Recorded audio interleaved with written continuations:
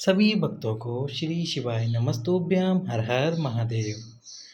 16 जून को मासिक शिवरात्रि पड़ रही है और इस मासिक शिवरात्रि के दिन आप संतान प्राप्ति के लिए, आपकी विशेष मनोकामना के लिए और धन प्राप्ति के लिए ये 3 में से जिस समस्या से आप जूझ रहे हैं, जिस परेशानी से आप परेशान हैं, उसके लिए उपाय कर सकते हैं। तो सबसे पहला उपाय जो हम आपको बता दें वो है शमी पत्र वाला।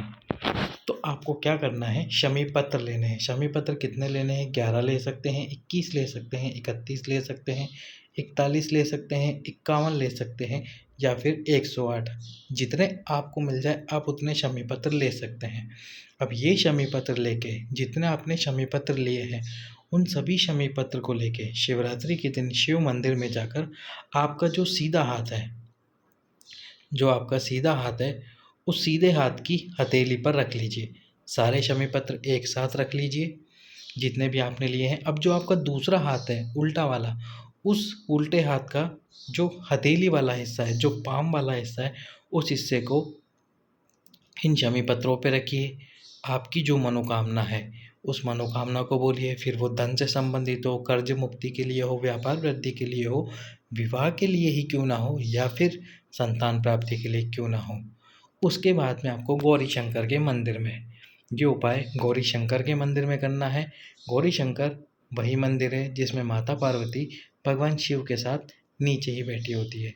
तो वहाँ पर अपनी हथेली में जितने आपने शमी पत्र लिए हैं, सीधे हाथ की हथेली में रखकर दूसरा हाथ उसके ऊपर रखकर आपकी मनोकामना बोलते हुए सारे शमी पत्र भगवान शंकर को समर्पित कर दीजिए एक साथ। इस उपाय को करने के बाद 3 महीने के अंदर अंदर आपकी जो मनोकामना है वह पूर्ण हो जाएगी। अब चलते हैं अगले उपाय की तरफ। दूसरे उपाय में आपको क्या करना है, ये जो उपाय है ये लगातार 12 शिवरात्रियों का उपाय है। 12 महीने तक आपको जो आपकी मनोकामना है वो बोलकर इस उपाय को करना होगा।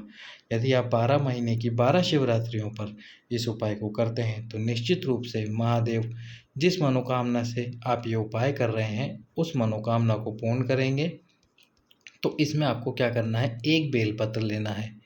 एक बेलपत्र लेके इस बेलपत्र की तीनों पत्तियों पर एक एक बिंदी लगा देनी है चंदन से। चंदन कोई सा भी हो, लाल चंदन, सफ़ेद चंदन, गौरी चंदन या फिर गोपी चंदन, जो भी चंदन हो आपके पास में, उस चंदन से बेलपत्र की पत्ती पर, तीनों पत्तियों पर एक एक बिंदी लगा दीजिए। और ये जो बेलपत्र की डंडी वाला हिस्सा है, एंड वाला हिस्सा है, इस हिस्से पर आपको लगाना है थोड़ा सा इत्र। इत्र लगा दीजिए। यदि आप इत्र नहीं लगा रहे, इस पर भूल जाते हैं, तो आप जो दोनों हाथ हैं आपकी उंगलियों पर इत्र लगा सकते हैं और उंगली पर इत्र लगाने के बाद में इस बेलपत्र की डंडी को पकड़ लीजिए ताकि आपकी उंगलियों से इत्र इस बेलपत्र की डंडी पर लग जाए। अब जो आप बेलपत्र समर्पित करेंगे वो बेलपत्र पत्ती से पकड़कर नहीं, इस डंडी से पकड़कर ही आपका जो अंगूठा है और उसके पास वाली उंगली है, जैसे ये आपका हाथ है और हाथ के पास जो अंगूठा है और उसके जो पास वाली उंगली है, इन दोनों से पकड़कर, इन दोनों से इस डंडी को पकड़ना है आपको और फिर बेलपत्र समर्पित करना है प्रदोष काल में शिवरात्रि के दिन भगवान शंकर के शिवलिंग पर। शिवरात्रि के दिन प्रदोष काल में बेलपत्र समर्पित कीजिए आपकी मनोकामना बोलते हुए। लगातार आपको 12 शिवरात्रियों पर ये उपाय करना है। 12 शिवरात्रि जब आप ये उपाय जिस मनोकामना से करेंगे आपकी वो मनोकामना अवश्य ही पूर्ण होगी। अब चलते हैं अगले उपाय की तरफ जो कि है संतान प्राप्ति का गारंटेड उपाय, पिपलेश्वर महादेव वाला उपाय।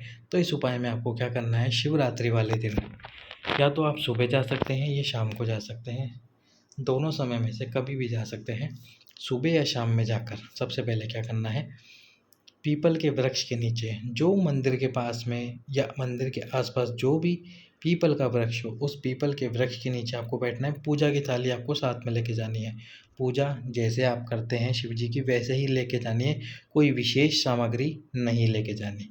अब क्या करना है आपको, पीपल के वृक्ष के नीचे बैठकर सबसे पहले जो पीपल का जो वृक्ष है उसके नीचे जो भी कंकड़ पड़ा हो, छोटा पत्थर हो, कोई सा भी कंकड़ पड़ा हो, उस कंकड़ को उठा लीजिए। उठाना केवल पीपल के वृक्ष के नीचे वाला है और उस कंकड़ को उठाकर उसको पिपलेश्वर महादेव मानकर उसको आपको हाथ में रखकर पिपलेश्वर महादेव का स्मरण करना है। कि हे महादेव, इसी कंकड़ को मैं पिपलेश्वर महादेव मान रहा हूँ और इसी को मैं पिपलेश्वर महादेव मानूँगा। उसके बाद उस कंकड़ को धोकर उसको पीपल के वृक्ष के नीचे ही रख दीजिए। अब उस कंकड़ के सम्मुख में बैठना है, साथ में आपको एक पीपल का पत्ता भी लेना है। पीपल का पत्ता आप पहले से तोड़ कर भी रख सकते हैं, पर पीपल का पत्ता सही होना चाहिए, सूखा हुआ पत्ता ना हो, बस इस बात का ध्यान रखना। अब ये जो कंकड़ आपने पिपलेश्वर महादेव के नाम से माना है, इसको नाम दिया है, इस पर आप पूजन अर्चना कीजिए। जैसे आप शिवलिंग की पूजा करते हैं, वैसे ही पूजन अर्चना कीजिए। उसी प्रकार पूजन अर्चना कीजिए। दूध, दही जो भी आपके पास में सामग्री है, उस सामग्री से पूजन अर्चना कीजिए, चंदन लगाइए। उसके बाद में जो पीपल का पत्ता है आपके पास में, उस पीपल के पत्ते को अपने हाथ में लेकर, अपने हृदय से लगाकर, अपने हृदय की बात भोलेनाथ से बोलकर, संतान प्राप्ति वाली कामना महादेव से बोलकर, हे महादेव, बहुत समय हो गए, 5 साल, 10 साल, 15 साल, 20 साल हो गए, संतान नहीं है, मुझे संतान दीजिए भोलेनाथ, कृपा कीजिए महादेव। अपने हृदय से लगाना उस पत्ते को, और लगाने के बाद में उस पत्ते को इस कंकड़ पे समर्पित कर देना। उसके बाद में एक घी का दीप प्रज्वलित करना। घी का दीप आपको प्रज्वलित करना है, और घी के दीप में जो आप बाती लगाएंगे, वो आपको बत्ती लगानी है गोल वाली। जो गोल बत्ती आती है, उस गोल बत्ती को लगाना है, उस गोल बत्ती से दीप प्रज्वलित करना है। इस प्रकार एक शिवरात्रि, केवल और केवल एक शिवरात्रि ये उपाय करके आइए। निश्चित ही पिपलेश्वर महादेव, जो सबके ऊपर कृपा करते हैं, सबकी सूनी गोद भर देते हैं, आपके ऊपर भी कृपा अवश्य ही करेंगे, और आपके ऊपर कृपा करके आपकी सूनी गोद भी भरेंगे। सभी भक्तों को श्री शिवाय नमस्तुभ्यम। हर हर महादेव।